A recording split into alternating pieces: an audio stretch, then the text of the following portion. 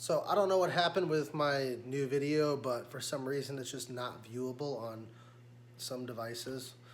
So I'm re-uploading it and hopefully it works. Hopefully you guys enjoy it. If you've already seen it, watch it again. If you haven't seen it, enjoy. What's going on? Sorry about the lack of uploads the past couple days. It has been very hectic getting this motor built at Tom's shop. Hopefully you guys enjoyed the video. It was pretty much like a 6-minute time lapse of us throwing it together.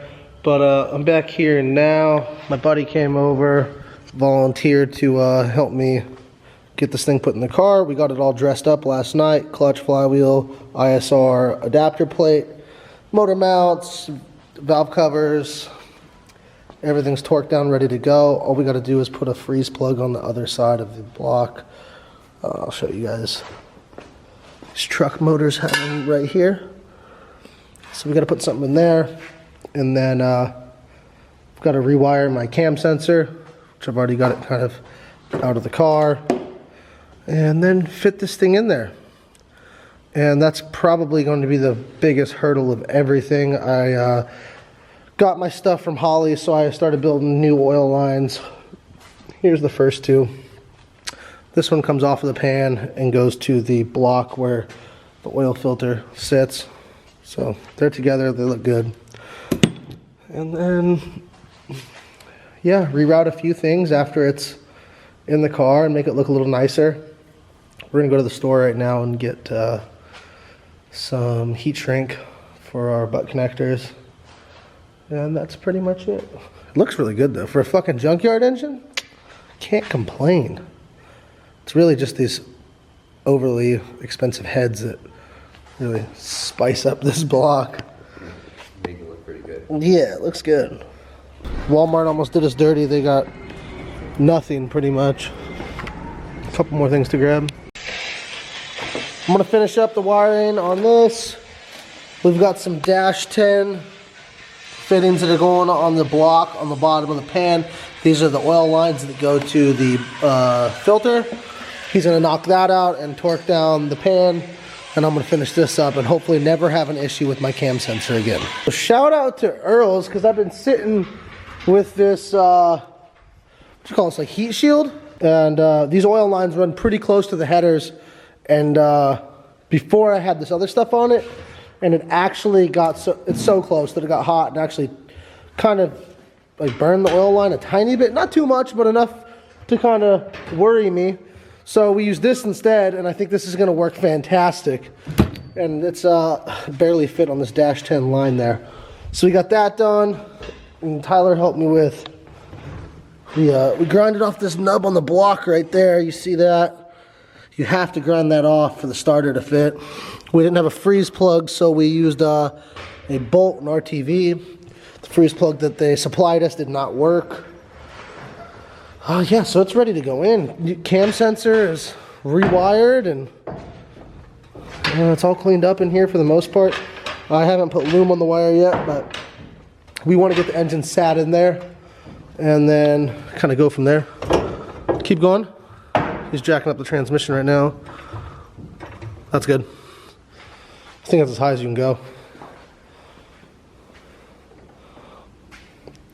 We'll have to just get the engine past the power steering rack and then slowly lower it and then try and just slide it on there. Oh, this is gonna be a bitch, dude. So yeah, I'm pretty stoked on the turnaround on all this. I mean, last Saturday is when the engine blew up, and here we are the following Sunday with a brand new engine and an empty bank account and a car that's about to run again. That's kind of just how this shit goes, I guess. I'm really excited. I have faith in this junkyard motor. I do. Lots of faith. That's what it needs.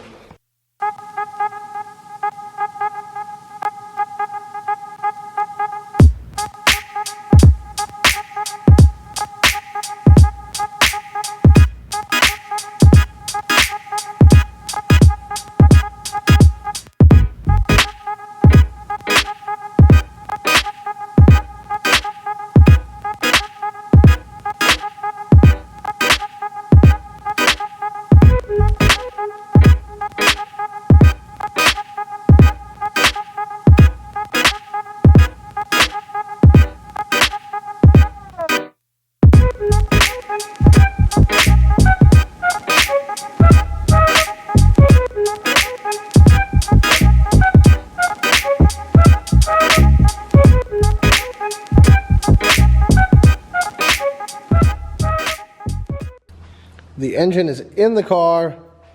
We're just tightening up the motor mounts real fast. Put a new starter in while everything was off the engine. And then it's all bolted up to the gearbox. Looks good in there. Satisfied. So much room in here when it's just like a bare long block like this. So after we get these tightened up, I gotta put the power steering lines back on, and then we'll run the signal and power wire to the starter, wrap the starter with the starter sheath. Is that what you call it, a sheath?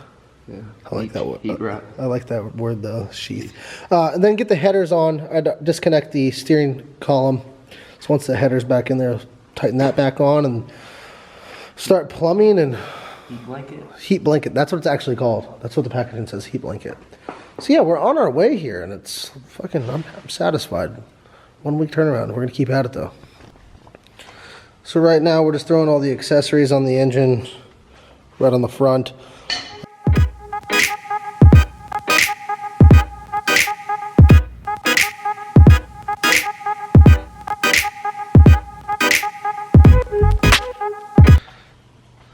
It is now the next day, and I am pretty satisfied with where we're at with the car. It's been a few all-nighters. Last night we worked till about, look at Carlos trying to get to his toy. Here, buddy. How did that happen? Princess brought this out here and got it all dirty. Ready? So last night we worked till about 4:30 in the morning. And, you know, we got a lot done. You guys have been watching it. This is probably the next clip from me showing you guys what we got done. But anyways, it's all in. The only thing I'm waiting on is these two oil line fittings, because I don't want to put this header on until those oil lines are ran. That way I know that everything clears. And then on this side, everything is done. Looks really good.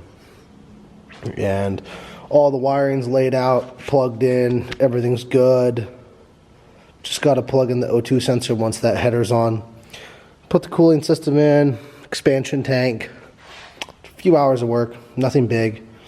And look at him. And she'll be alive again. So it's a little nerve-wracking, you know. It was a Junkyard block. I never heard it run. I don't know what the compression is on it.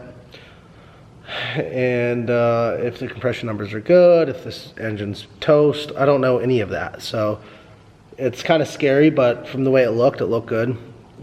Me and Tom went over it and threw this thing together in a night, and hopefully it's good. I mean, everything's kind of rushed. I have this big event coming up in May that I would like to, it's a competition actually, it's not even like an event. So I'll be competing, and after watching, you know, all my friends at FD kill it this last weekend, I'm really excited for it. And I think that, you know, the car could be a little bit more capable.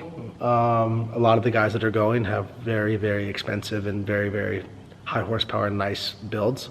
And this thing's pretty badass, but it could always be better. So yeah, I'm just gonna keep pushing forward. Hopefully in tomorrow's video, the car will start. I had those fittings overnighted to me, so hopefully, fingers crossed, they come in and everything works out and we get this thing fired up and ready for the dyno this week, and also some testing. I picked up some tires from Junkyard that they had. A big pallet of these bad boys just kind of sitting around. This is a 285/35 Tri-Ace Racing King.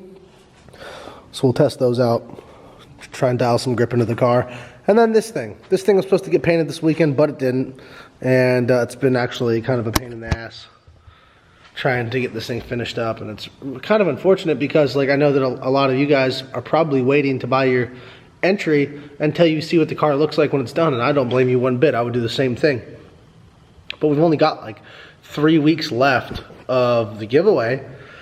And, you know, not a lot of stickers have sold. You know, I mean, in retrospect, you know, it's cost me a lot of money to get it to where it is. And I also had to buy the car back. And so it's, you know, probably $1,500 in stickers, $500 in shipping, 50 cents an envelope to go out. It adds up. So if you guys haven't picked one up, pick one up. And also, here's the other thing. The credit card merchant that I was using to sell the stickers through off my Shopify store, because I'm doing a car giveaway, they don't like that. Even though it is free to enter, but you can also buy a sticker to support the channel and continue to see good content. They just weren't about it, and they're like, yo, we're not gonna do this. So now they're actually holding my money for like 180 days or something, and there's no credit cards are allowed on my website at the moment. So I'm working on getting that fixed, but if you have PayPal or your friend has PayPal, you can use PayPal, and that's fine. It means a lot to me when you guys contribute. It is an opportunity to win a car. Second place gets a set of Koenig wheels, third place gets some ISR goodies and some Quanbeck merch. On the bright side of things, it seems like lately there's been so much positivity on the content, and I'm so thankful for that. I really have been putting a lot of actual blood, sweat, and tears into this shit and making this thing come back to life. So it's been stressful, and I've been working my ass off, so I'm glad that you guys acknowledge that and are stoked on it, and hopefully it motivates you guys to do the same thing with your projects.